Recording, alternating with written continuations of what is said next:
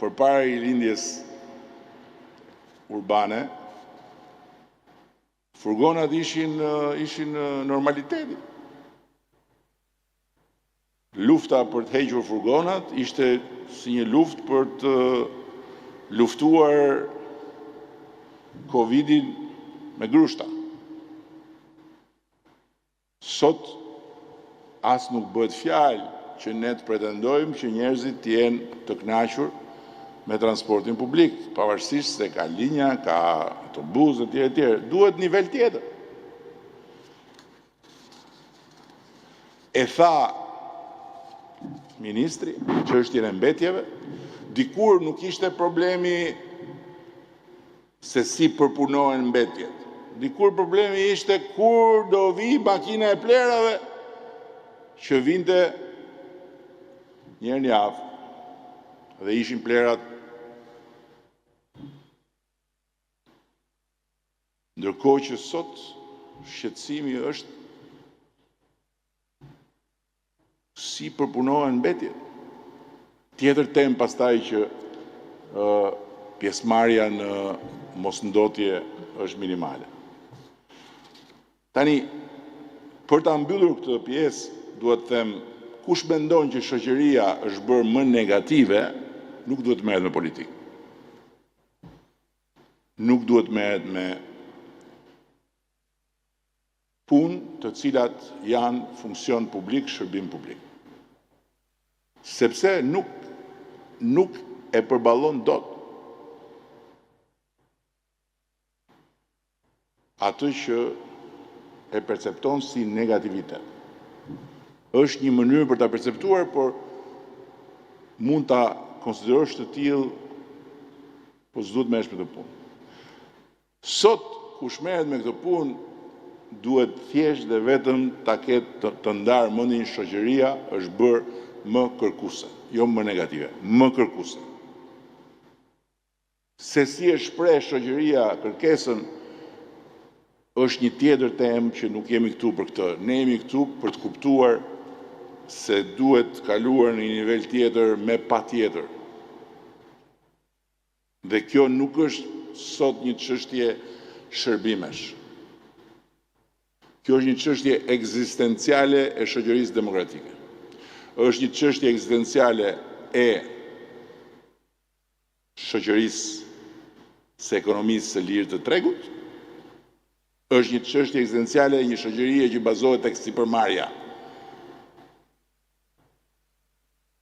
Për të mos lejuar që pastaj Shqipëria të kthehet me kokë poshtë. Nga pritshmëritë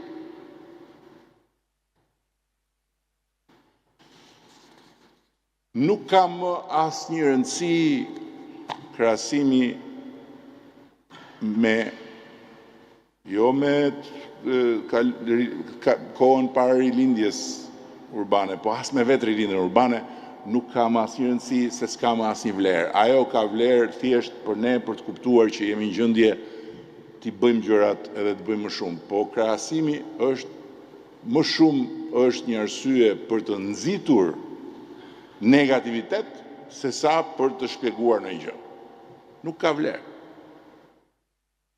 Nuk do t'ja di askush. Ka të drejtë të mos ja di, po çfarë faji ka? Se se nëse e shohim thjesht ka të drejtë që mos t'ja di, do dalim në konkluzionin jo s'ka të drejtë. Po çfarë faji ka? Kur thotë çam duhet mua se si ka qenë.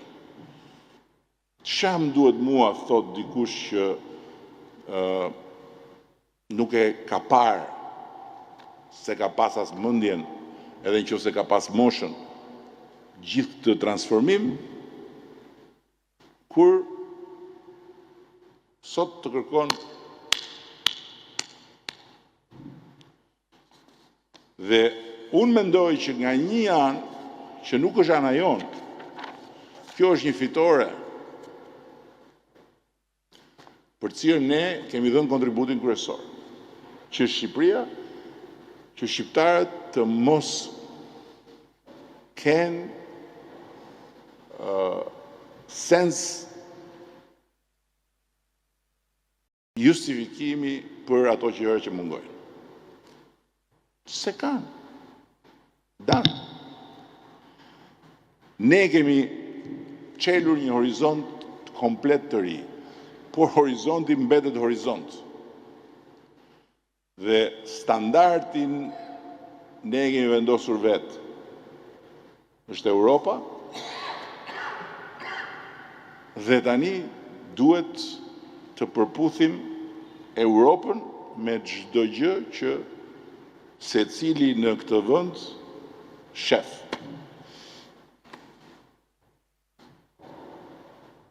Por nëse ka një këshilltar të keq, më i keq i mundshëm përballë pritshmërive, është ti kesh frikë apo ti konsiderosh irracionale. Pritshmëritë janë karburant. Varet se kush do ta marri karburantin ta përdori. A do ta përdori për ta ngjitur Shqipërinë më lart, gjë që duhet dhe mund ta bëjmë vetëm ne. Nuk ka Shqipëri më lart me recetat që dëgjojnë vërdallë. Çdo recetë nga ato që dëgjojnë vërdallë është Shqipëria me kokë poshtë. Apo do të jetë një karburant që do ta çojë Shqipërinë me kokë poshtë. Prandaj rilindja urbane 2.0 është mbulim i gjerë i gjithë kësaj fushë të mbushur me lule dhe në shumë pjesë saj me ferra. Rilindja urbane 2.0 është të mos shohësh më lulet, po të fokusohesh vetëm te ferra.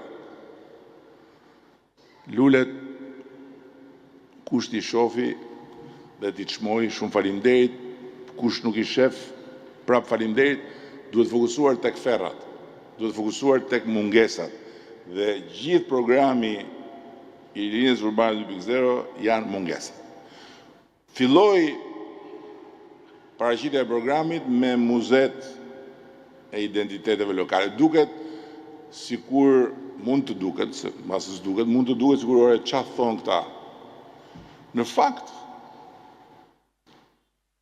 është e papranueshme që ne të synojmë të ngjitemi më lart si një vend turistik dhe të besojmë që ne mund ngjitemi më lart thjesht dhe vetëm duke mirëmbajtur atë që kemi.